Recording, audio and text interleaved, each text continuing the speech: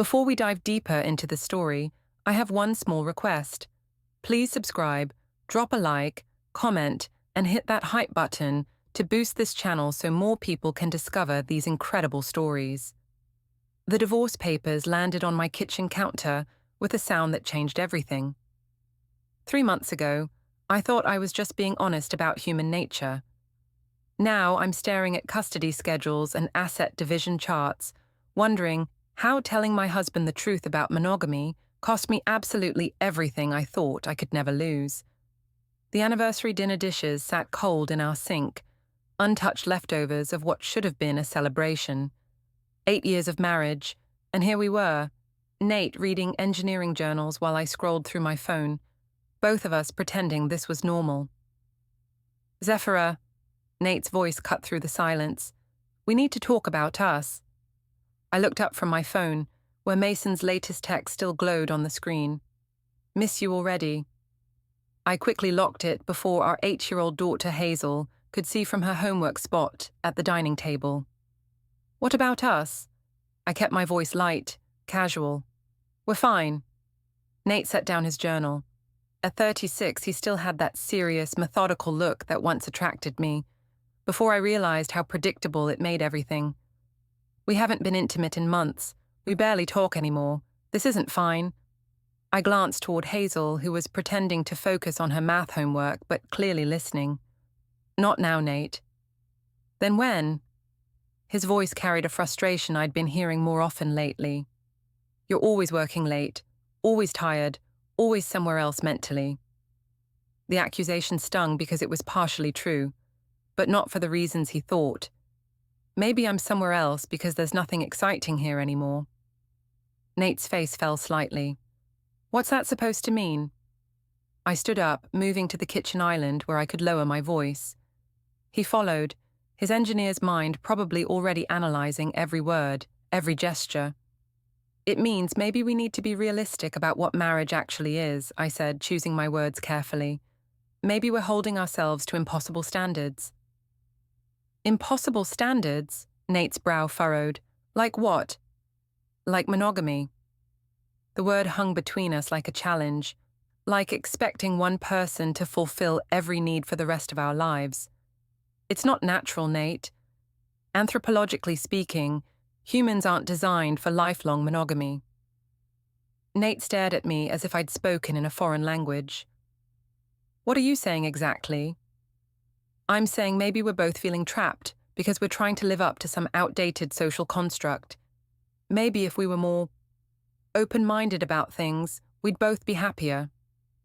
Open-minded about what things? I could feel Hazel's attention from the dining room, even though she was pretending to work on her multiplication tables. About the fact that attraction to other people is normal. About the fact that you can love someone and still want variety. Nate's voice dropped to barely above a whisper. Are you talking about an open marriage? I'm talking about honesty, about acknowledging that maybe the reason you're so distant and I'm so restless is because we're both pretending we don't notice other people exist. I'm not pretending anything. Nate's jaw tightened. I notice other people exist. I just choose not to act on it because I made a commitment to you. And how's that working out for us? I gestured around our silent house. Look at us, Nate. We're like roommates who happen to share a mortgage. Nate was quiet for a long moment, his analytical mind working through what I'd said. Finally, he spoke. Is there someone else, Zephyra? The question hit like a physical blow, even though I'd been expecting it. Why would you ask that? Because you're talking like someone who's already made up her mind about this. You're not theorizing about human nature. You're justifying something. My phone buzzed on the counter. Mason's name lit up the screen for just a second before I flipped it face down, but not before Nate noticed my reaction. Who is that? Work, I said quickly. Just work stuff. Nate's expression shifted, becoming more guarded. At 9:30 at night? Insurance claims don't follow business hours, Nate. You know that. But I could see the doubt creeping into his eyes, the way his engineer's mind was starting to catalogue inconsistencies. This was exactly what I'd been trying to avoid. This interrogation, this suspicion. Look, I said, softening my tone. I'm not saying we need to change anything right now. I'm just saying maybe we should acknowledge that what we're doing isn't working. Maybe we should be honest about the fact that we're both unhappy. I'm unhappy because my wife is pulling away from me, Nate said quietly. I'm unhappy because the woman I married seems to think our commitment is some kind of prison sentence. Our commitment doesn't have to be a prison sentence. That's exactly my point. Your point seems to be that fidelity is optional. My point is that maybe fidelity looks different than we thought it would when we were 26 and naive. Nate looked toward the dining room, where Hazel was now openly watching us, her math homework forgotten. Hazel, honey, why don't you go get ready for bed? Brush your teeth and pick out clothes for tomorrow. But I'm not done with my homework, Hazel protested, though she was clearly more interested in our conversation than her multiplication tables. You can finish it in the morning, Nate said gently. Go on. Hazel gathered her papers reluctantly, shooting worried glances between us. I could see the anxiety in her 8-year-old face, the way she sensed something was wrong, even if she couldn't understand what. Once she was upstairs, Nate turned back to me. Is this really what you want, Zephyra? To tear apart our family because you think monogamy is unnatural? I want us to be honest with each other. I want us to stop pretending that everything is fine when we both know it isn't. Then let's be honest. Nate's voice was steady, but I could hear the hurt underneath. Are you having an affair? The question hung in the air between us.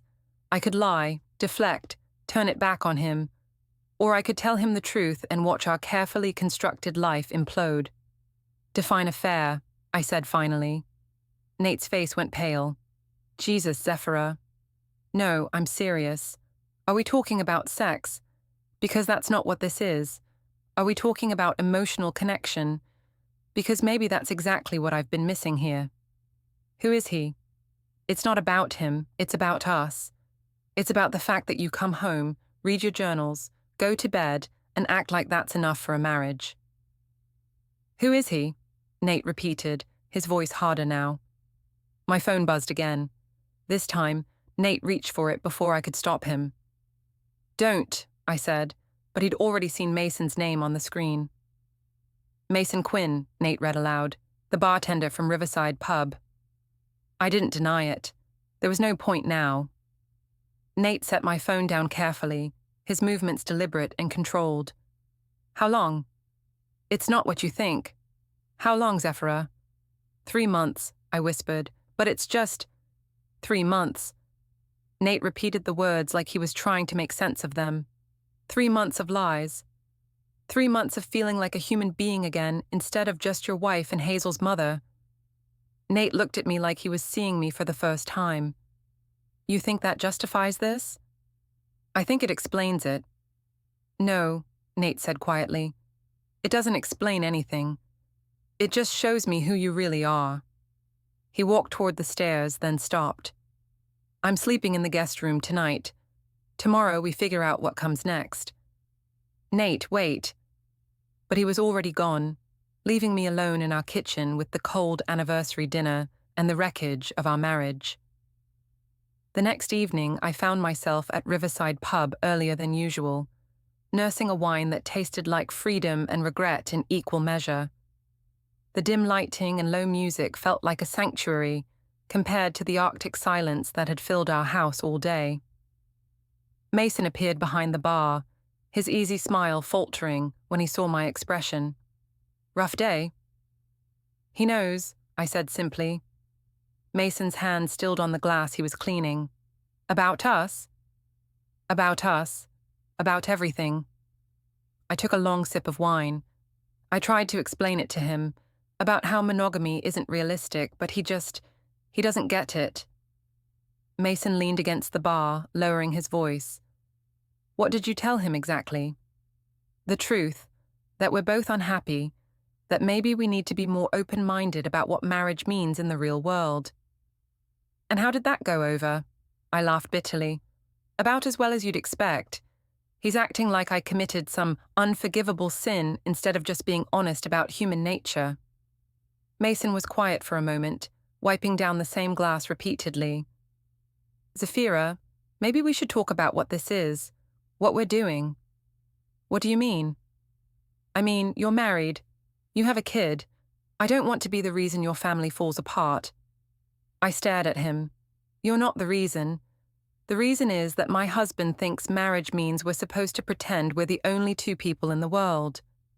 But maybe he has a point, Mason said carefully.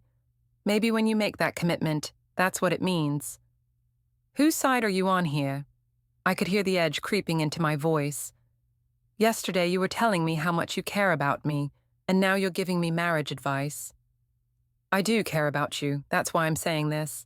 I don't want you to throw away your whole life for something that might just be, I don't know, a midlife crisis or something. A midlife crisis?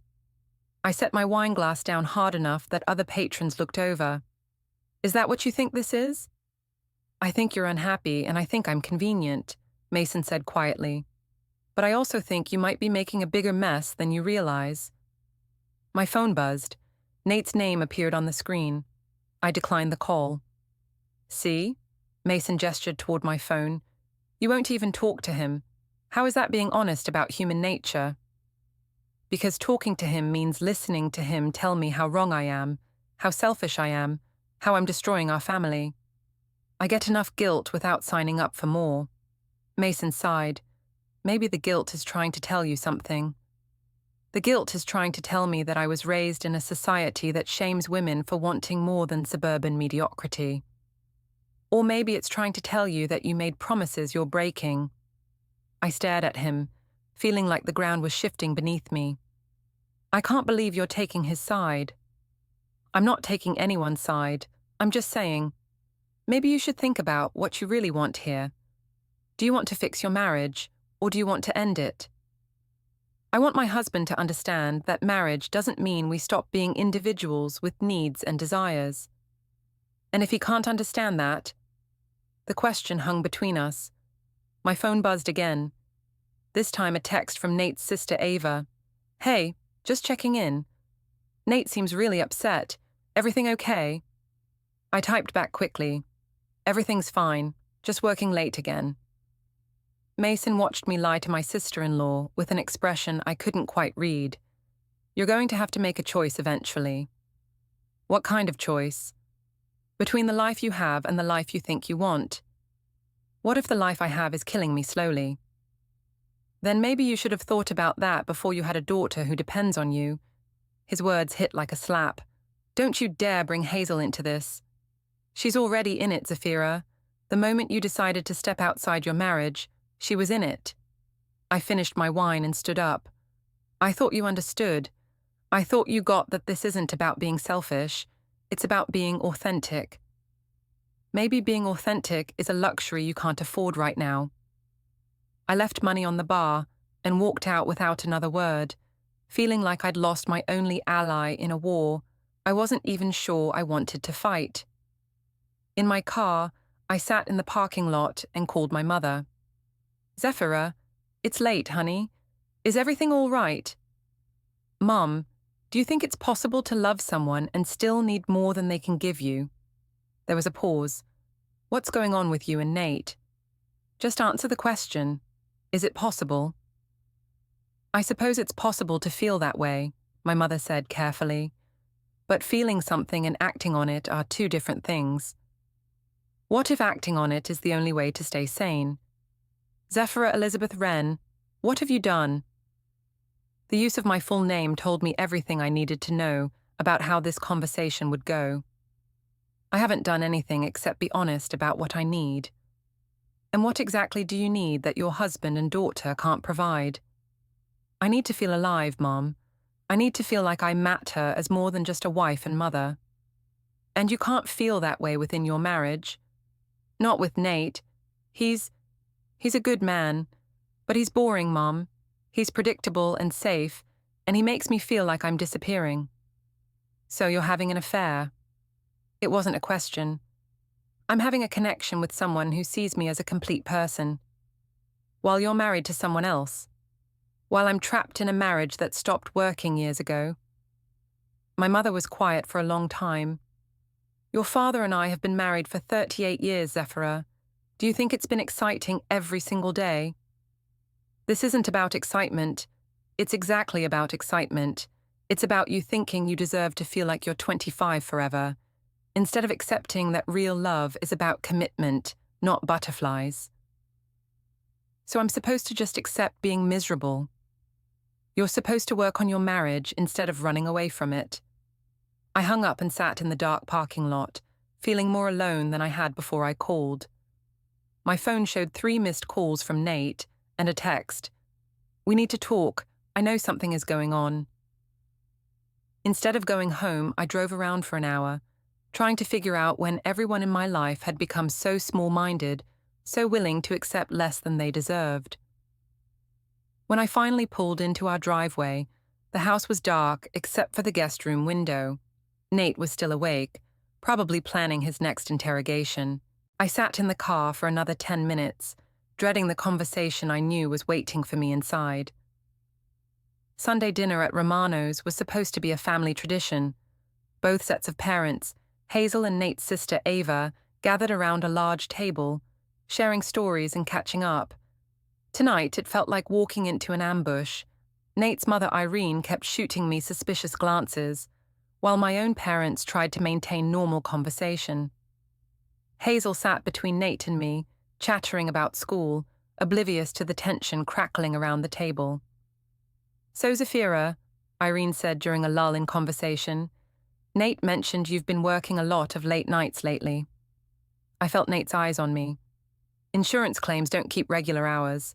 People have emergencies." "Of course," Irene said smoothly. "It must be difficult, balancing work and family responsibilities." The emphasis on family responsibilities wasn't subtle. "I managed just fine," I replied, taking a larger sip of wine than I'd intended. My father, Lyle, cleared his throat. "How's business, Nate? That new project still keeping you busy?" "Actually, I've had more free time lately," Nate said quietly. "Gives me a chance to focus on what really matters." Ava, Nate's 32-year-old sister, looked between us with growing concern. "Is everything okay with you two? You seem tense." "We're fine," I said quickly. "Just the usual married couple stuff." "What kind of usual stuff?" Irene pressed. I could feel the wine loosening my tongue, making me bolder than I should have been. "Oh, you know how it is. After 8 years, you start to question whether all those romantic notions about marriage actually hold up in real life." The table went quiet. Hazel looked up from her coloring menu, sensing the shift in atmosphere. "What romantic notions?" my mother Sarah asked carefully. "Like the idea that one person can fulfill every need for the rest of your life. Like the idea that attraction to other people just magically stops when you say, 'I do.'" Nate's fork clinked against his plate. "Zephyra." "What? We're all adults here. Surely we can have an honest conversation about the realities of long-term relationships." "The reality," Irene said icily, "is that marriage is a commitment, not a suggestion. But what if that commitment is based on unrealistic expectations?" I pressed on, ignoring Nate's warning look. "What if we're all just pretending that lifelong monogamy is natural when every anthropologist will tell you it's not?" Lyle laughed uncomfortably. "Well, that's quite a philosophical discussion for Sunday dinner." "It's not philosophical when it's your actual life," I said. "When you're lying in bed next to someone who's become a stranger, wondering if this is really all there is." "Zephyra, please," Nate said quietly. "Please what? Please keep pretending. Please keep acting like we're happy when we're both dying inside." Ava set down her water glass. "What's really going on here?" "What's going on is that your brother thinks marriage means we're supposed to be satisfied with mediocrity. He thinks loyalty means settling for less than you deserve." "I think loyalty means keeping the promises you made," Nate said, his voice steady but strained. "Even when those promises are killing you." "Especially then." I laughed, and I could hear how bitter it sounded. How romantic. "Till death do us part, even if that death is emotional." Irene's face was flushed with anger. How dare you? How dare I what? Be honest. Point out that maybe our expectations of marriage are completely unrealistic. How dare you disrespect my son and your daughter with this selfish nonsense? Selfish? I turned to face her fully. Is it selfish to want to feel alive? Is it selfish to want someone to actually see you as a complete person instead of just a wife and mother? It's selfish to break up your family because you're bored, Ava said sharply. I'm not bored. I'm suffocating. Hazel's eyes were wide, darting between the adults at the table. Mommy, what does suffocating mean? The question hit the table like a bomb. Everyone suddenly remembered that an 8-year-old was absorbing every word of this conversation. It means Mommy needs some air, I said, standing up abruptly. Maybe some space to figure out who she is besides just Daddy's wife. Zephyra, sit down, Sarah hissed. You're making a scene. Good. Maybe it's time someone made a scene. Maybe it's time someone said that the Emperor has no clothes. What Emperor? Hazel asked, confused. Nate stood up too, his face pale but determined. We're leaving. No, I said. I'm just getting started. I want everyone to understand that just because you all settled for safe, boring marriages doesn't mean I have to. Settled? Irene's voice was dangerous now. I've been married to Nate's father for 35 years. That's not settling. That's commitment. It's settling if you've spent 35 years wondering what else is out there. The only person wondering that is you, Ava said coldly. Really? You're all perfectly satisfied. None of you ever notice attractive people. None of you ever wonder what it would be like to be with someone who actually excites you. We notice, Lyle said uncomfortably. We just don't act on it. Why not? Because some ancient book says it's wrong? Because society decided that owning another person is romantic? Because we made promises, Nate said quietly. Because some things matter more than excitement. Like what? Like our daughter, like the life we built together, like the fact that love isn't just a feeling, it's a choice you make every day. I looked around the table at their judgmental faces, their small-minded acceptance of less than they deserved. Well, maybe I choose differently. Then maybe you should have thought about that before you had a child, Irene snapped. Don't you dare use Hazel against me. Everything I do is for her, to show her that women don't have to accept whatever scraps men decide to give them. You're not showing her strength, Ava said. You're showing her selfishness. I'm showing her authenticity. You're showing her how to destroy a family, Nate said, his voice breaking slightly. The words hung in the air. Hazel started to cry, not the dramatic wailing of a tantrum, but the quiet, scared crying of a child who knows something terrible is happening but doesn't understand what. Nate immediately moved to comfort her, lifting her into his arms. It's okay, sweetheart. Everything's going to be okay. Is Mommy going away? Hazel whispered against his shoulder. The question shattered what was left of the evening. I looked around the table, at the faces staring back at me, disappointed, angry, protective of Nate and Hazel, in a way that suddenly made me feel like the outsider. Maybe Mommy just needs some time to think, I said, grabbing my purse. Zephyra, don't you dare walk out on this family, my mother called after me. But I was already heading for the exit, leaving behind the wreckage of what was supposed to be a simple family dinner. In the parking lot, I sat in my car and called Mason. Hey, he answered on the second ring. I wasn't expecting to hear from you tonight. Can you meet me somewhere? I need to talk to someone who understands. There was a pause. What happened? I told them the truth, all of them, and they acted like I was the villain for being honest about what marriage really is.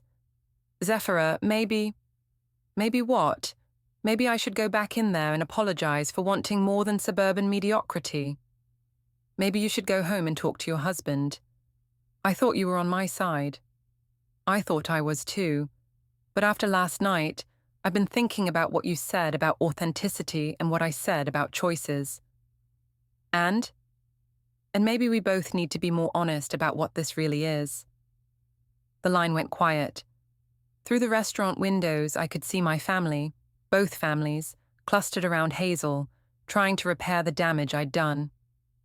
"I have to go," I said, and hung up before Mason could respond. When I finally went home 2 hours later, the house was dark. A note on the kitchen counter read, "Hazel is at my parents' house tonight. We'll talk tomorrow. Nate." I was alone in the house I'd shared with my husband for 8 years, and for the first time, it felt less like freedom and more like exile. I woke up Monday morning to the sound of Nate making coffee in the kitchen, a normal domestic sound that felt anything but normal given the Arctic temperature between us. Hazel's absence from her usual morning chatter made the house feel hollow. "Where's Hazel?" I asked, padding into the kitchen in my robe. "Still at my parents'." Nate didn't look up from his coffee preparation. "I thought she could use some stability while we figure this out." "Figure what out?" Now he did look at me, and the expression in his eyes was something I'd never seen before. Not anger, not hurt, but a kind of cold assessment that made me feel like a stranger in my own home. "Figure out whether we have a marriage worth saving." I poured myself coffee with hands that weren't quite steady. "Of course we do. Last night got a little heated, but last night you told our families that our marriage was suffocating you. You implied that I'm boring and that monogamy is unnatural. You did this in front of our 8-year-old daughter. I was trying to be honest. You were trying to justify cheating on me with Mason Quinn." The name hung between us like an accusation. I set my coffee mug down carefully. "I told you, it's not what you think." "Then tell me what it is." I looked at my husband, really looked at him, the man I'd married 9 years ago, the man who'd held my hand during labor, who'd stayed up all night when Hazel had pneumonia, who'd never once raised his voice to me even when I probably deserved it. "It's a friendship," I said finally, "an emotional connection with someone who sees me as more than just a wife and mother, an emotional connection that you've been hiding for 3 months. I've been hiding it because I knew you'd react exactly like this." "Like what? Like a husband who feels betrayed? Like someone who thinks he owns me?" Nate was quiet for a long moment, stirring his coffee with mechanical precision. "I don't think I own you, Zafira. I thought we were partners. I thought we were building something together." "We are. But that doesn't mean we have to pretend other people don't exist." "I don't pretend other people don't exist. I work with attractive women every day. I notice them, but I don't pursue emotional connections with them because I'm married to you." "And how does that make you feel?" "Like I'm keeping the promise I made to you." "But doesn't it feel limiting? Doesn't it feel like you're missing out on something?" Nate studied my face like he was trying to solve an equation. "Are you asking me to give you permission to have an affair?"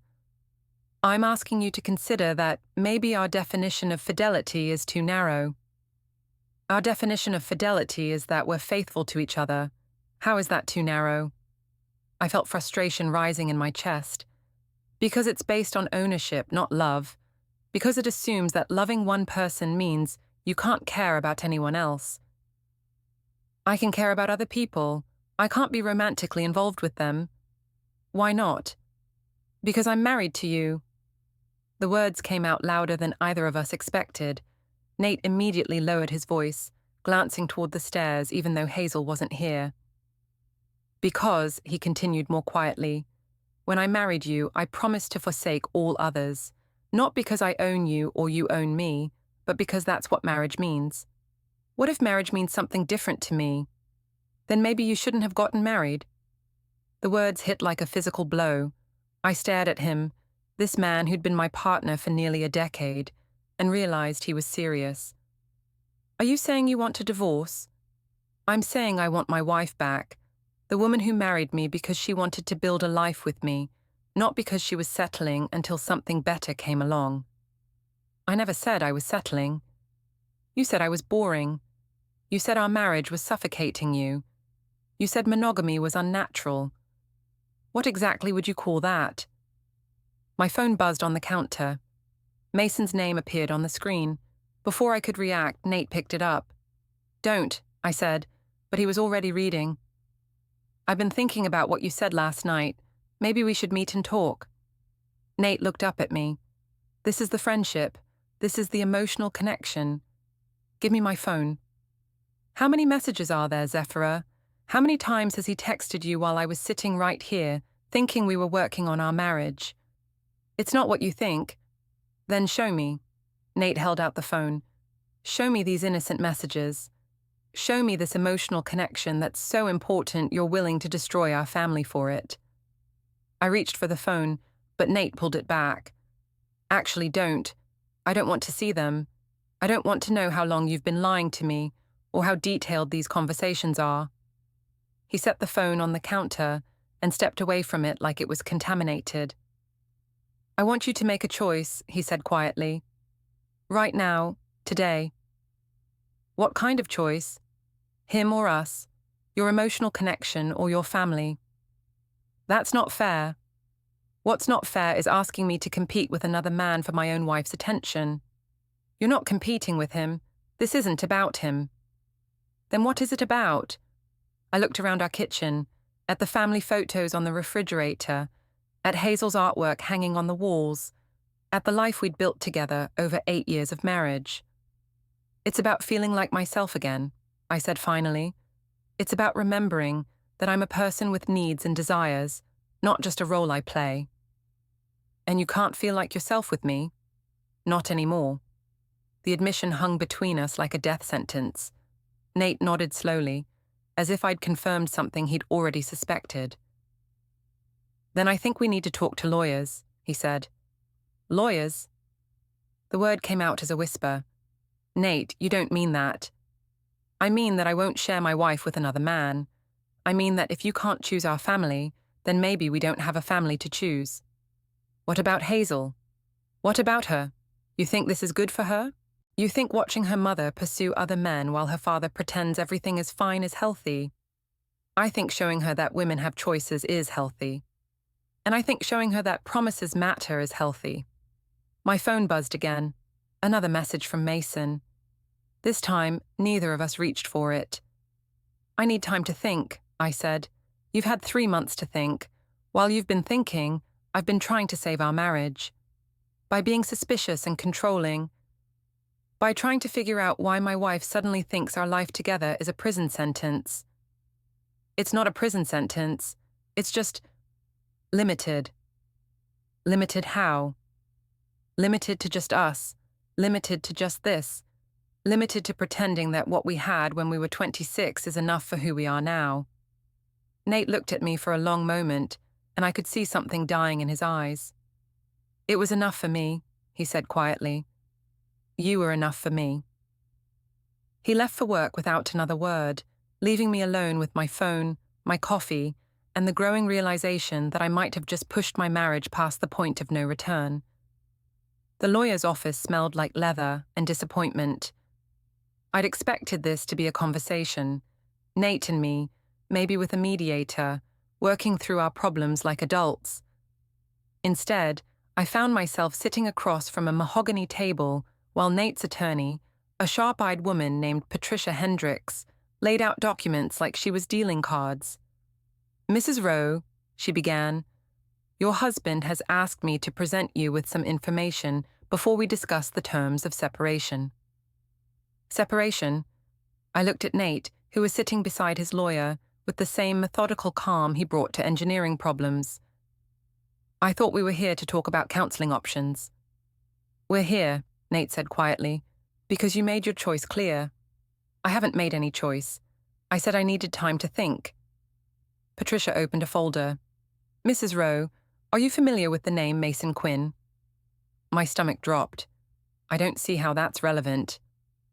Mr. Quinn is a bartender at Riverside Pub, correct? And you've been in regular contact with him for approximately 3 months. We're friends. Patricia slid a paper across the table. These are phone records, Mrs. Rowe.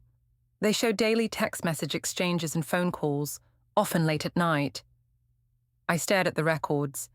Pages of data showing exactly when I'd called Mason, when he'd called me, how long we'd talked. It looked damning laid out in black and white, even though most of our conversations had been innocent. This doesn't prove anything except that we talk. You're right, Patricia agreed. Phone records don't prove the nature of your relationship. That's why we also have this. She slid another document across the table. It was a statement from the hostess at Riverside Pub, detailing how many times I'd been there, how long I'd stayed, how I'd interacted with Mason. According to this witness statement, you visited Riverside Pub 23 times in the past 3 months, always sitting at the bar, always staying until closing time, and always engaging in what appeared to be intimate conversation with Mr. Quinn. Intimate conversation? I felt heat rising in my cheeks. We talked. People talk. About what? About life, about books, movies, philosophy, about your marriage. I hesitated. Sometimes. About your dissatisfaction with your husband. We discussed various topics. Patricia made a note. Mrs. Rowe, did you tell Mr. Quinn that your marriage was suffocating you? I may have expressed some frustration. Did you tell him that your husband was boring and predictable? I don't remember my exact words. Did you tell him that you felt trapped in your marriage? Each question felt like a trap closing around me. I looked at Nate, trying to read his expression, but his face was a mask of professional detachment. I may have said things in the heat of emotion that I didn't mean literally. I see. Patricia consulted her notes. And did you tell Mr. Quinn that you were falling in love with him? The question hit like a physical blow. I never said that. Are you sure? I'm positive I never used those words. Patricia slid another paper across the table. This is a text message you sent to Mr. Quinn on March 15th at 11:47 p.m. Would you like me to read it aloud? I stared at the paper, my own words staring back at me. I think I'm falling in love with the person I am when I'm with you. That's not the same thing, I said weakly. Isn't it? I felt the walls closing in around me. This is a witch hunt. You're taking private conversations out of context to make me look like some kind of villain. Mrs. Rowe, Patricia said gently, no one is trying to make you look like a villain. We're simply establishing the facts of your relationship with Mr. Quinn so we can move forward appropriately. Move forward with what? With the divorce proceedings. The word hit me like cold water. Divorce proceedings? I never agreed to a divorce. Nate spoke for the first time since we'd sat down. You agreed when you chose him over our family. I never chose him over our family. I never chose anyone over anything. You chose to pursue an emotional affair instead of working on our marriage. It wasn't an affair. What would you call it? Nate's voice was still quiet, still controlled, but I could hear the pain underneath. I would call it friendship. I would call it finding someone who actually listens to me. I listened to you. You listened to complain about your day, or discuss Hazel's schedule, or figure out whose turn it is to take out the garbage.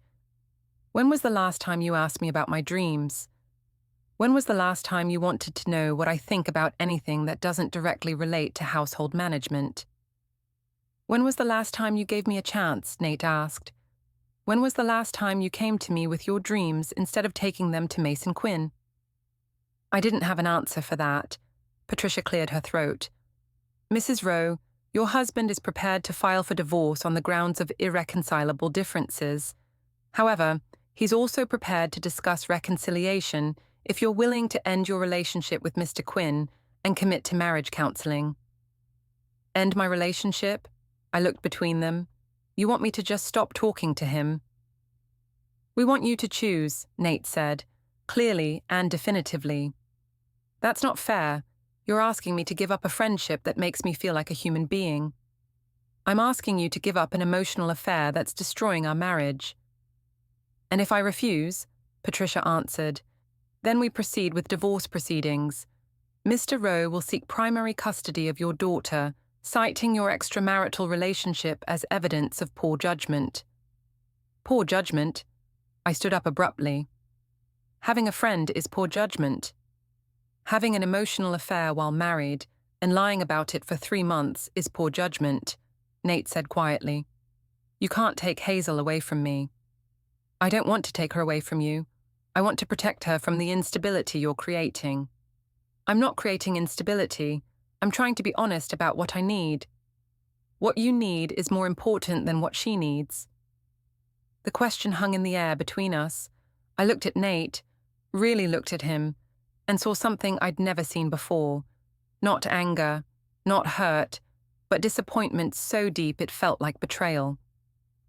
I need to think about this, I said. You have until Friday, Patricia said, closing her folder. If we don't hear from you by then, we'll assume you've made your choice and proceed accordingly. I gathered my purse and stood to leave, feeling like I was walking away from more than just a meeting. Zephyra, Nate called as I reached the door. I turned back. I love you, he said quietly. I've loved you for 9 years, but I won't share you with another man, and I won't pretend that what you're doing is okay just because you've convinced yourself it's justified. I left the lawyer's office feeling like I was drowning, with no idea which direction led to shore. Friday came faster than I'd expected. I sat in the same lawyer's office, but this time the atmosphere felt different, more final, more formal. Nate sat across from me with Patricia, while I'd hastily retained my own attorney, a young man named David Chen, who looked like he'd rather be anywhere else. Mrs. Rowe, Patricia began, have you made a decision regarding your marriage? I'd spent the week in a haze of phone calls with Mason, arguments with my parents, and sleepless nights staring at the ceiling. Mason had grown increasingly distant as the reality of my situation set in. My parents had made their disappointment clear. Even my own mother had stopped taking my calls after I'd tried to explain why I couldn't just give up my friendship. I said, my voice sounding stronger than I felt. I want to save my marriage. Nate's expression didn't change. And Mason, I'll end things with Mason. Things? Patricia asked. What things, specifically? The friendship, the relationship, whatever you want to call it. When? When what? When will you end it? Today? This week? Gradually? I felt trapped by the specificity of the question. Today. I'll call him today. Patricia made a note.